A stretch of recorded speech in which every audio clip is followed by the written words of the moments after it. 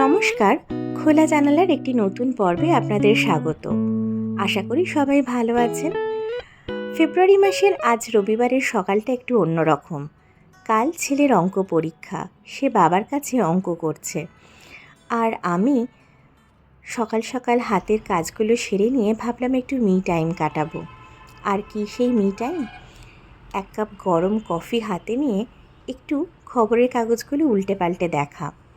আর সেটি করতে গিয়ে সকালবেলায় পড়ে ফেলেছি এমন দুটো লেখা, যাতে মনে হলো আজকের দিনটার মানেই বদলে গেল। সেই অভিজ্ঞতাটাই চলুন একটু ভাগ করে নিই আপনাদের সাথে। একটা লেখায় পড়লাম সম্রাট অশোকের এক অন্যরকম শিলালিপির কথা, যেটা ইতিহাস বইয়ের বাইরের এক অন্য অশোককে চেনায়। সম্রাট অশোক, যিনি ভারতবর্ষের বিভিন্ন কোণায় তার সুশাসনের ইতিহাস ছড়িয়ে রেখেছিলেন শিলালিপি দিয়ে, সেই অশোকের বাইরে প্রেমিক অশোক, যিনি তার প্রথম প্রেমকে, তার বুদ্ধ চেতনাকে চিনিয়ে রেখেছিলেন মধ্যপ্রদেশের এক গ্রাম পানগুড়ারিয়ার এক শিলালিপিতে, সেই অশোককেই চিনতে পারলাম এই লেখাতে। আমরা বাচ্চাদের ইতিহাস পড়া নিয়ে এত ভয় দেখাই। অনেকেই বলেন যে এইসব ইতিহাস পড়ে কি হবে, জেনে কি হবে। কিন্তু আমরা যদি নিজেদের শিকড়কেই না জানি, নিজেদের ঐতিহ্যকেই না জানি, তাহলে আমরা মানুষ হিসেবেই খুব নড়বড়ে হয়ে যাব বলে আমার মনে হয়। আমার ভারত ভ্রমণের লিস্টে মধ্যপ্রদেশের এই পানগুড়ারিয়ার চেকলিস্টটা অ্যাড হলো। নিশ্চয়ই কোনো দিনও সময় করে দেখে আসবো এই জায়গাটি।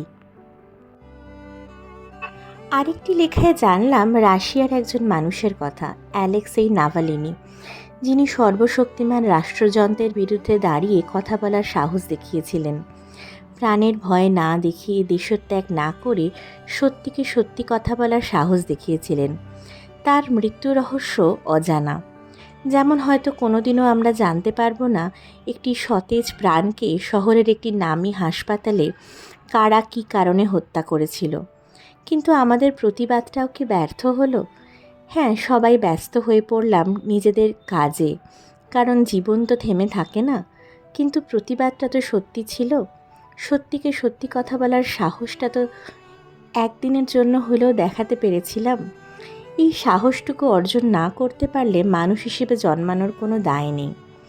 এই বছর ভেবেছি আরও বেশি করে বই পড়ব। এইগুলো আমাদের এই বছরের 3 জনের বইমেলার সংগ্রহ। সেই যে ছোটোবেলায় পড়েছিলাম, সিধু জ্যাঠা বলেছিল মনের জানলাগুলো খোলা রাখতে হবে। মনের জানলা খোলা রাখতে হলে বইয়ের থেকে বড় বন্ধু আর কেউ নেই। সমস্ত কুসংস্কার দূরে সরিয়ে রেখে একমাত্র বইই পারে আমাদের সঠিক রাস্তা চেনাতে, সঠিক বন্ধু হয়ে উঠতে।